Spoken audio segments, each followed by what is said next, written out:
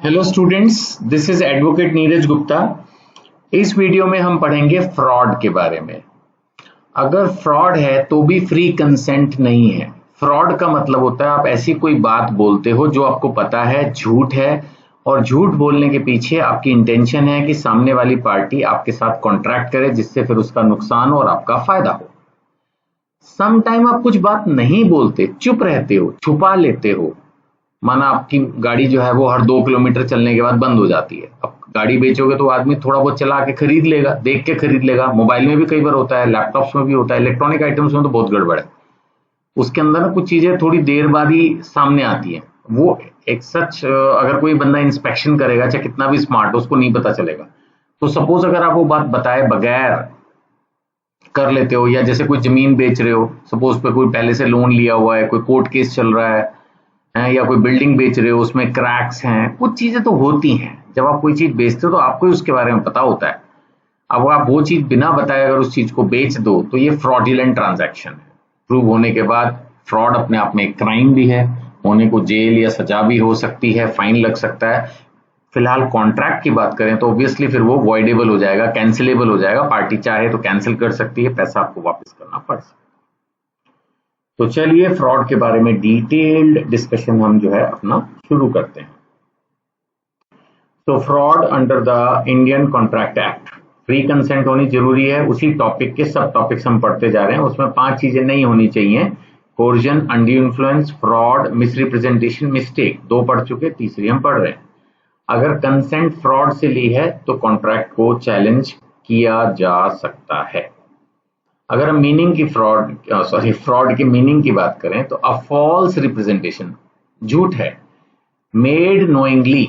इससे अगला जब पढ़ाऊंगा मिस रिप्रेजेंटेशन, वहां पर आप जब कोई गलत बात बोलते हो तो आपको मालूम नहीं है कि वो बात गलत है, आप अपनी तरफ से सही बोल रहे हो लेकिन वो बात गलत होती है।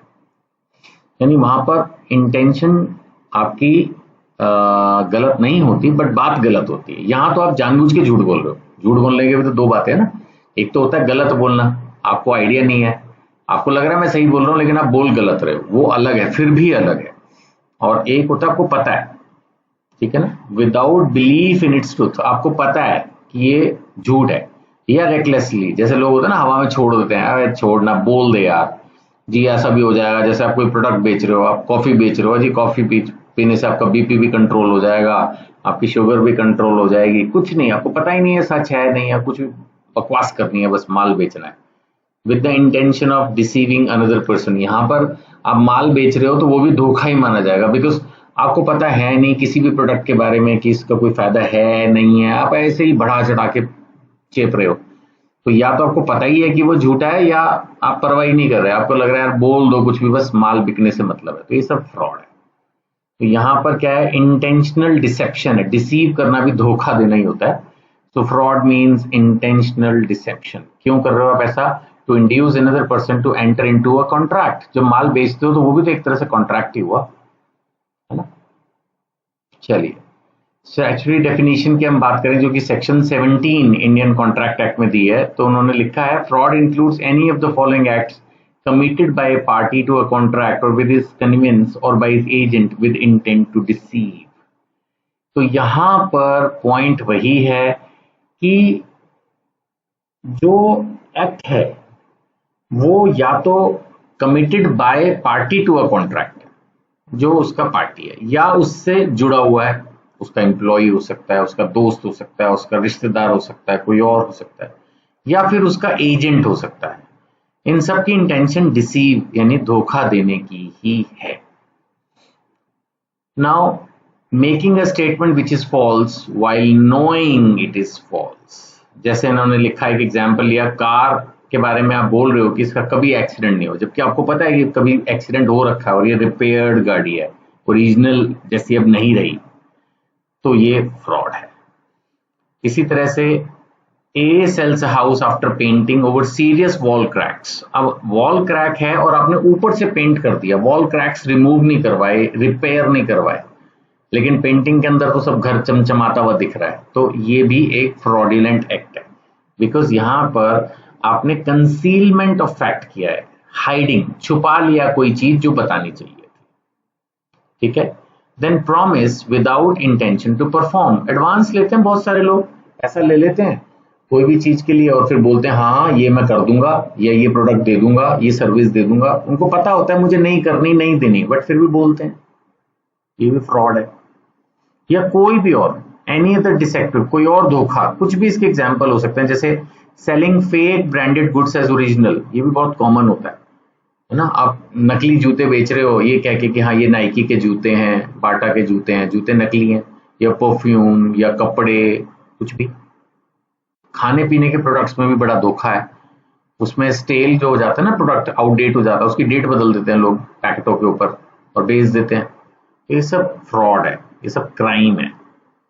या कोई और act omission declared fraudulent by law, कुछ और जिसको गवर्नमेंट या लॉ खुद ही फ्रॉडुलेंट मानती है, जैसे ये ट्रांसफर ऑफ प्रॉपर्टी का एग्जांपल लिया, एक ने ए सेल्स लैंड टू बी, जबकि वो पहले ही वो बेच चुका है। लोग ऐसे भी करते हैं, पावर टॉर्नी के प्लॉट्स ना कईयों को बेच देते हैं, ये बड़ा धोखा चलता है मार्केट में। जो रजिस्ट्री वाला प्लॉट होता है उसमें तो पकड़ी जाती है वो बात, लेकिन जो पावर ऑफ अटॉर्नी वाले प्लॉट्स होते हैं उसके अंदर, जिसको कच्ची जमीनें भी बोलते हैं, लोग बेच देते हैं, एक को भी बेच देते हैं, दूसरे को। प्लॉट है, अब एक आदमी खरीद के बैठ गया, और खासकर अगर आपको पता हो कि जिसने खरीदा वो दूसरे शहर का, वो रूटीन में आएगा नहीं, उसने बस खरीद के इन्वेस्टमेंट के लिए छोड़ दिया। अब आप प्लॉट तो प्लॉट ही है, कागज आपके पास थे ही, आपने वैसे एक दूसरा सेट कागज के बनाए और बेच दिया, तो फिर ये तो डेफिनेटली फ्रॉड है। या इंसॉल्वेंसी, अब एक आदमी को पता था कि भाई मैं तो दिवालिया घोषित होने वाला हूं, तो उसको पता था अब दिवाला होगा तो फिर उसमें जितनी भी प्रॉपर्टी होती है वो एक तरह से गवर्नमेंट या कोर्ट का जो ऑफिशियल रिसीवर होता है वो टेक ओवर कर लेता है। अब आपने सोचा भाई ये तो सब चला ही जाएगा, तो इससे पहले ही आपने वो प्रॉपर्टी अपने सपोज भाई के नाम ट्रांसफर कर दी, ही secretly transfer all assets to his brother. अब ये तो फिर धोखा देना हुआ, क्योंकि जब इंसॉल्वेंसी होती है तब जो भी आपके पास प्रॉपर्टी है वो कम से कम उतनी तो सरकार लेकर आपके लेनदारों को देती है ना। अब आपने वो भी ट्रांसफर कर दी तो बिल्कुल ही जीरो दिखा दिया कि मेरे पास तो कुछ है ही नहीं। ऐसा लोग कोर्ट में भी करते हैं, जब वाइफ कोर्ट केस करती है हस्बैंड के ऊपर मेंटेनेंस के लिए, तो वो दिखा देते हैं कि मेरे पास कोई प्रॉपर्टी नहीं है, मैं तो नौकरी भी छोड़ दिया। लोग कैश में फिर काम करना शुरू कर देते ताकि प्रूव ना हो, तो ये सब धोखा है, पकड़े गए तो बेटा अंदर जाओगे। देन कंपनी का जो प्रोस्पेक्टस होता है उसके अंदर बहुत सारे डिस्क्लोजर्स करने होते हैं। जब आप कंपनी लॉ पढ़ोगे तब समझोगे कि कंपनी की क्या पावर्स हैं, कंपनी के क्या इंपॉर्टेंट कॉन्ट्रैक्ट्स हैं, उनके डायरेक्टर्स कौन है, ऑडिटर्स कौन है, प्रमोटर्स कौन है, लाइसेंस क्या है क्या नहीं है, पिछले सालों के क्या प्रॉफिट्स लॉसेस रहे हैं, कोई और इंपॉर्टेंट कोई कंपनी पर क्रिमिनल केसेस तो नहीं चल रहे हैं, जो भी। सो कंपनी जब शेयर्स इशू करती है प्रोस्पेक्टस के थ्रू, तो अगर वो स्टैट्यूटरी डिस्क्लोजर्स को जो जरूरी हैं उनको हाइड करने की कोशिश करे और वो बात पकड़ी जाए, तो डेफिनेटली ये भी एक फ्रॉड है। मैं रिपीट कर रहा हूं, जब कंपनी शेयर्स बेचने उतरती है तो अपने इंपॉर्टेंट इंफॉर्मेशन जो लॉ में रिक्वायर्ड हैं, गवर्नमेंट की गाइडलाइंस है, सेबी की गाइडलाइंस है, उसके हिसाब से प्रोस्पेक्टस में लिखती है। अगर उन चीजों में चीजें छुपी हुई हों या झूठ लिखी हुई हों और किसी तरह से फिर वो अगर वो शेयर्स अपने इशू कर दें, तो ये सब फ्रॉड माना जाता है। इंश्योरेंस में भी है disclosure of material illness. Suppose आप इंश्योरेंस पॉलिसी लेने गए बीमारी की, हेल्थ इंश्योरेंस, मेडिक्लेम इंश्योरेंस, और आपको पता है कि पहले से बीमार हो, आप अपने इंश्योरेंस ली इसलिए ताकि कल को हॉस्पिटल में मैं जाके लेट जाऊंगा और कंपनी को इंश्योरेंस क्लेम देना पड़ेगा, तो वो फ्रॉड है। आप ये नहीं बोल सकते सर इंश्योरेंस का तो मतलब यही है ना, इंश्योरेंस का मतलब ये नहीं होता।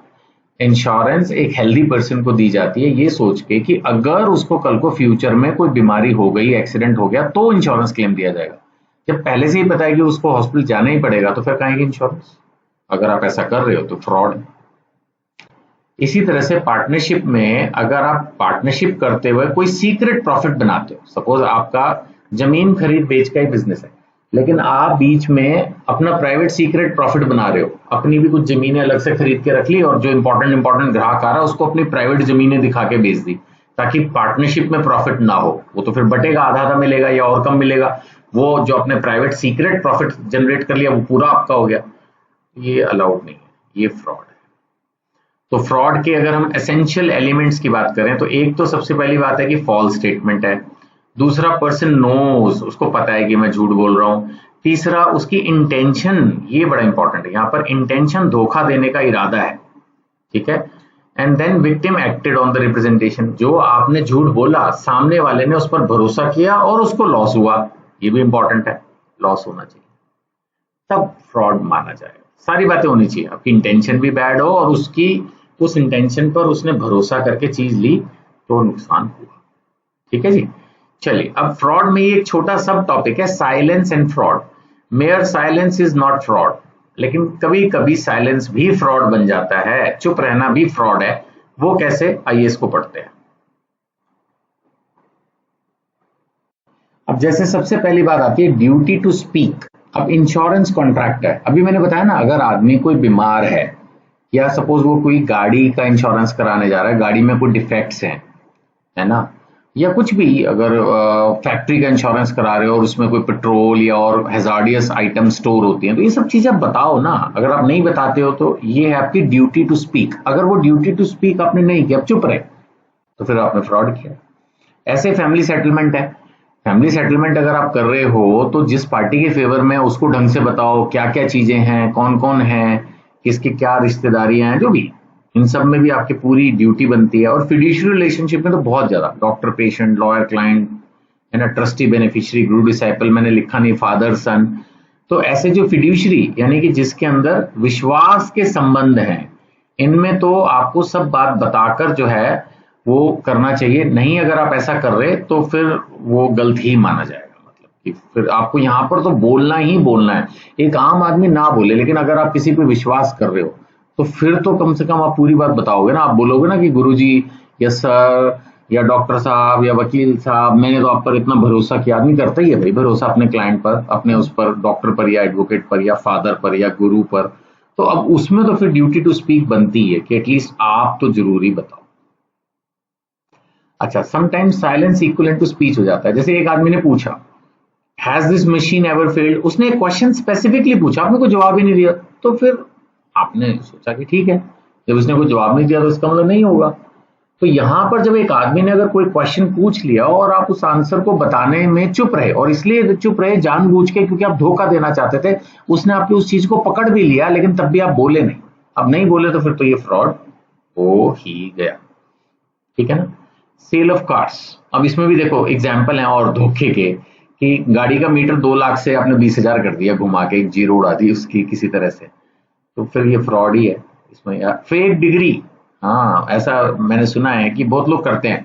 इवन वकालत में भी मैंने सुना है कि कुछ लोग फेक डिग्री ले आते हैं।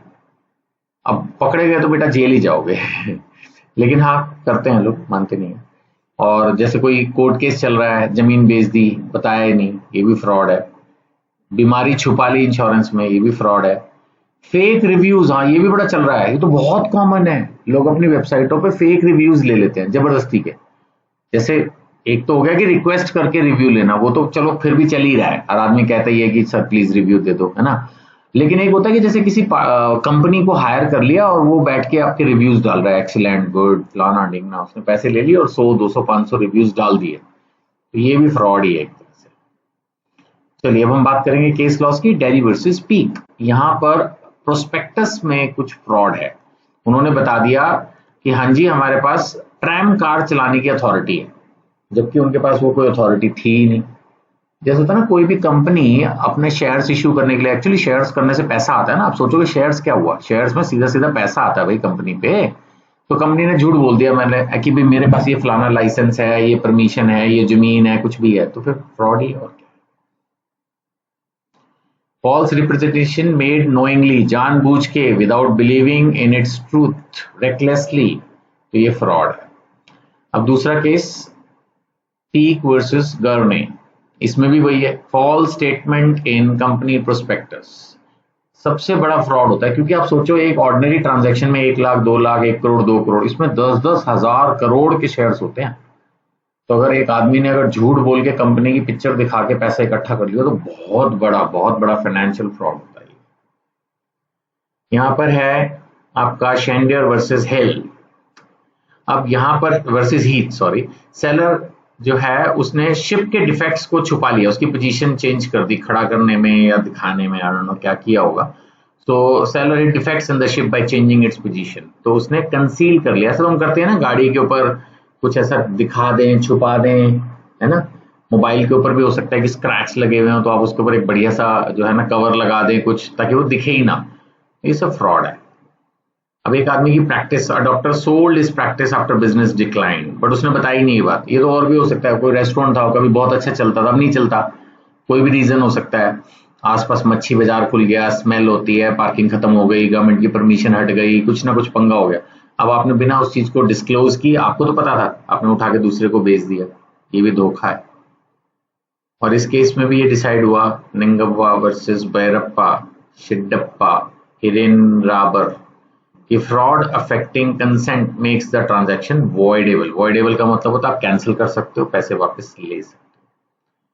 यहां पर लेकिन ये है कि जिस बंदे ने फ्रॉड का आरोप लगाया, प्रूव उसको करना पड़ेगा।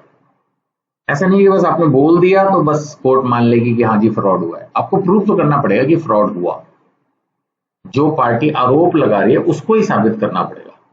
खैर, अगर इसका इफेक्ट क्या होगा, एक तो यही रेसेंड द कॉन्ट्रैक्ट, कॉन्ट्रैक्ट कैंसिल कर दो, और डैमेजेस भी ले सकते हो और रेस्टिट्यूशन भी कर सकते हो। जो चीज आपकी चली गई उसको वापस भी मांग सकते हो, जो भी पैसा संपत्ति चली गई है उसको आप वापस भी मांग सकोगे। कैंसिल तो कर ही लोगे कॉन्ट्रैक्ट, हर जाना भी मांगोगे, साथ में पैसा संपत्ति वापस मांगी जा सकती है। मिस रिप्रेजेंटेशन अगले क्वेश्चन में पढ़ाऊंगा। इन ब्रीफ, इसके अंदर इंटेंशन फ्रॉड में गलत है, मिस रिप्रेजेंटेशन में ऑनेस्ट है। इन द सेंस कि आप बोल तो गलत ही रहे हो, लेकिन फ्रॉड में जानबूझ के गलत बोलते हो, मिस रिप्रेजेंटेशन में गलती से गलत बोलते हो। You believe that the statement is true, इसलिए इसमें डैमेजेस कम ही मिलते हैं और ब्लेम भी थोड़ा लो है, कम है। Conclusion, fraud strikes at the root of the free consent. Free consent तो जरूरी है और ये बिल्कुल उसको फ्रॉड ना एक तरह से खत्म कर देता है।